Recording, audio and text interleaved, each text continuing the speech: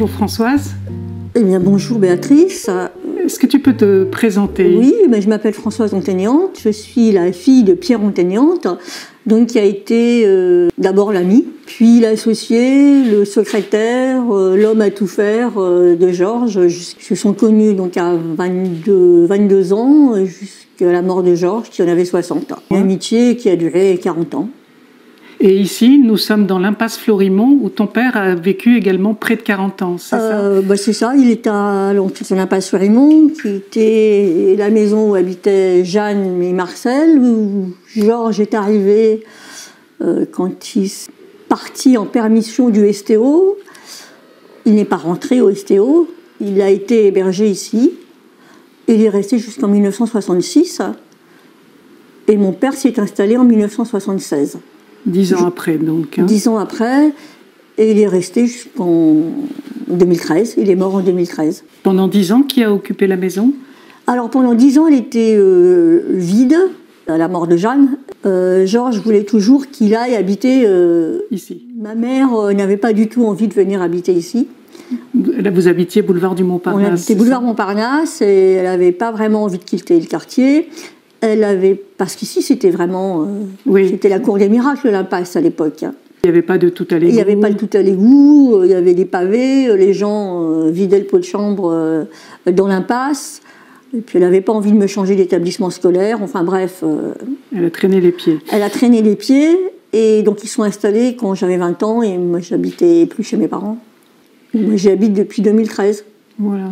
Et tu as connu Jeanne jusqu'à l'âge de 10 ans à peu près. J'ai connu Jeanne jusqu'à l'âge de 10 ans ou 12 ans. Elle a dû mourir en 68. Peut-être que je me trompe, mais à peu près dans ces eaux-là. Ouais. J'étais une petite fille. Et quel souvenir tu gardes d'elle? Alors, Jeanne, c'était une personne particulière. Hein. Elle était comment avec les enfants? Elle était sympa avec moi. Ouais. Elle était sympa avec moi. Je ne pense pas qu'elle fréquentait beaucoup d'enfants. Elle, c'était plutôt une grande amie des animaux. Il y avait une basse-cour, il y avait des oiseaux, mais il y avait aussi des chats, il y avait des chiens, un rat apprivoisé à une certaine époque. Enfin, moi, j'aimais bien venir ici parce qu'on ne voyait pas ça partout. Oui, bien sûr. Oui. Mais non, avec moi, elle était plutôt gentille. Mais tu disais que c'était un peu une emmerdeuse quand même. Mais c'était pas quelqu'un de facile. Ouais. Je pense que d'abord, elle aimait pas forcément les autres femmes. Donc moi, j'étais une enfant, ça va. Ça va. Je pense qu'elle avait pas de très bonne réputation. Après, la réputation, il faut s'en méfier. Je crois qu'elle était un peu folle aussi, quoi, surtout. Une espèce de folie sympathique. Malgré tout, elle a aidé Georges. Sans être quelqu'un qui s'y connaissait en littérature, elle lui disait que ce qu'il écrivait, c'était bien, qu'il fallait qu'il continue. Elle l'a beaucoup encouragé. Elle l'a beaucoup encouragé. Je crois qu'elle lui a jamais demandé, au départ, quand il gagnait pas un rond, jamais lui a demandé de gagner de l'argent, de ramener de l'argent. Donc je crois que ça l'a encouragé, parce que du côté de sa famille, il n'était pas encouragé. C'était des gens... qui étaient un peu désolés, qui auraient voulu qu'il ait une profession, enfin un vrai métier. Un vrai métier. Et qui n'ont jamais vraiment, je pense, apprécié ou compris ce qu'il écrivait, quoi. Sa mère lui reprochait d'écrire des choses très anticléricales. Donc là, il s'est senti reconnu.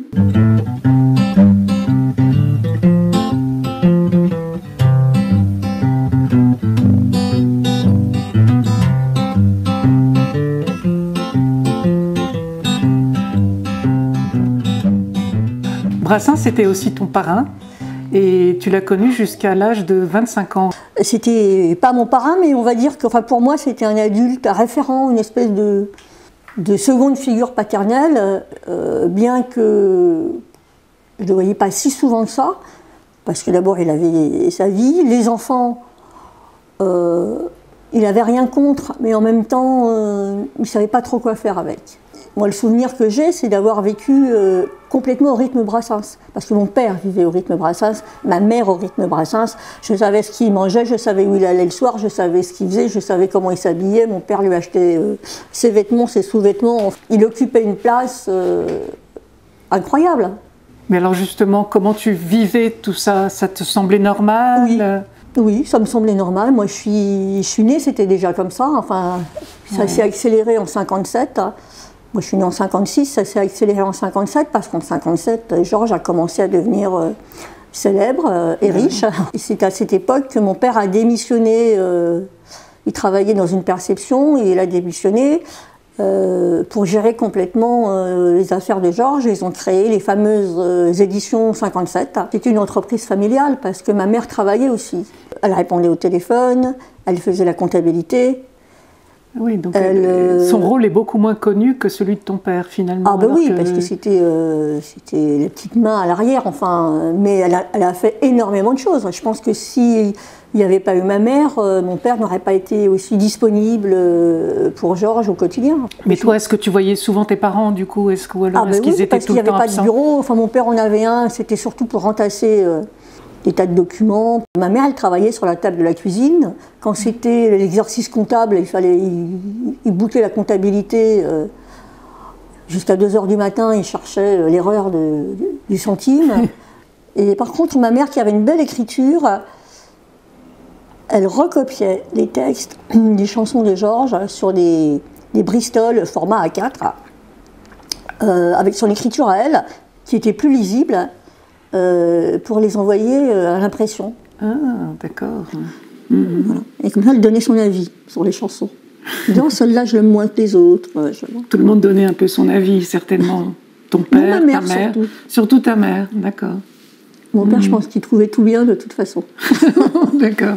Puis alors, tu disais qu'il avait une ligne dédiée à Georges. Voilà, on avait 2 téléphones à une époque où c'était déjà très long d'en avoir une.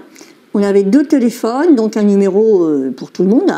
C'était les premiers numéros de téléphone. Je me souviens, c'était Médicis 2738. Et il y avait un autre numéro que je n'ai pas mémorisé, puisque personne ne l'utilisait,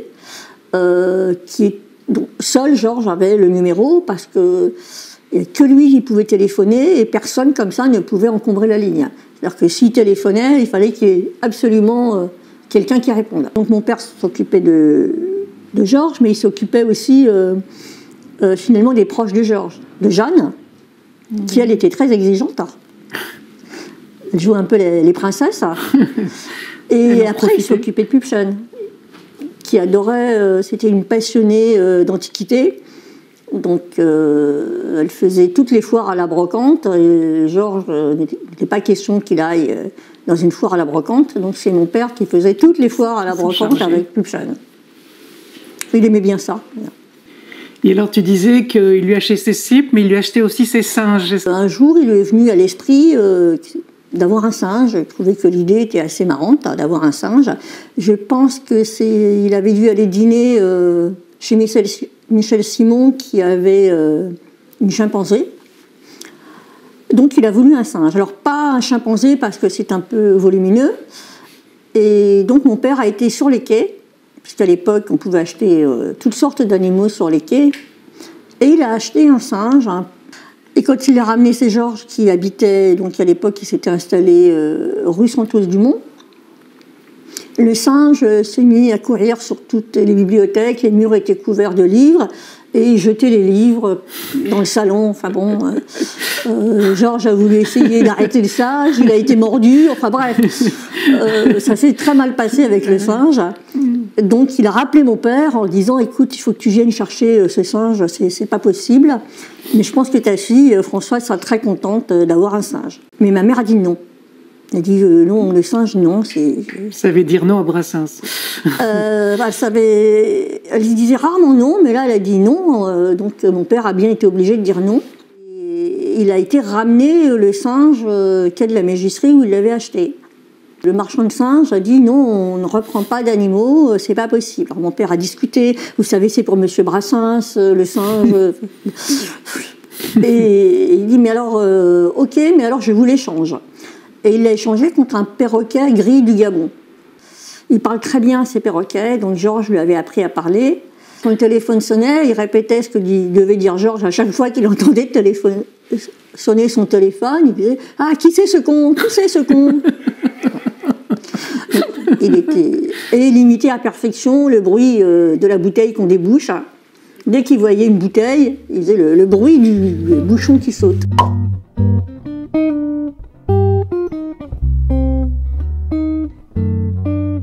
Est-ce qu'il y a une chanson de Brassens qui te parle particulièrement? Alors une chanson qui m'a beaucoup touchée, que j'aime beaucoup, mais c'est pas Brassens qui l'a écrite, c'est Antoine Paul, c'est Les Passantes, qu'il a mis en musique et très bien chanté.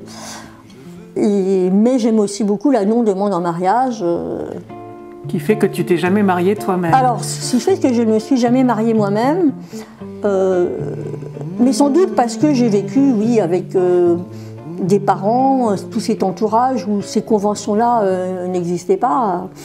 J'ai pas eu des parents qui m'ont dit « marie-toi à ma fille », enfin c'était pas du tout... Tu disais « sois indépendante ma fille ». Voilà, mais sois libre, sois indépendante, gagne ta vie. Voilà, et quand j'ai eu des enfants après... J'en ai eu 3 donc. J'en ai eu 3, avec 2 pères différents. On m'a jamais dit, mes parents m'ont jamais dit maintenant il faut que tu te maries. Enfin, c'était pas un sujet. D'une manière plus générale, quels sont les chanteurs français qui te plaisent? J'écoute Marc Havet, Ouais. qui habite dans le 14e, qui est une vieille connaissance, que j'écoutais au Magique, donc le bar qu'il a ouvert dans les années 80, donc je l'écoute encore. Et si Brassens était là aujourd'hui dans la pièce, qu'est-ce que tu aimerais lui dire? Qu'est-ce que je vous dirais? Que très probablement, c'est stupide de dire ça, parce qu'on peut dire ça à n'importe quelle autre personne, très probablement, s'il n'avait pas été l'ami de mon père, si j'avais pas grandi à l'ombre de Brassens ou à la lumière, je ne serais pas ce que je suis aujourd'hui, c'est très probable. Et qu'est-ce qu'il a fait de toi justement? Rien, il a rien fait de spécial, il était là, oui. Comme un modèle ou des valeurs, où j'ai eu un environnement qui était quand même très particulier. Et quand j'étais enfant, je pensais que c'était complètement normal que ça soit comme ça. Mais en fait, après, j'ai compris que non. Et que oui, ça m'avait donné une façon d'appréhender la vie qui probablement n'aurait pas été ce qu'elle était sans tout ça. D'accord, très bien. Merci beaucoup Françoise. Voilà.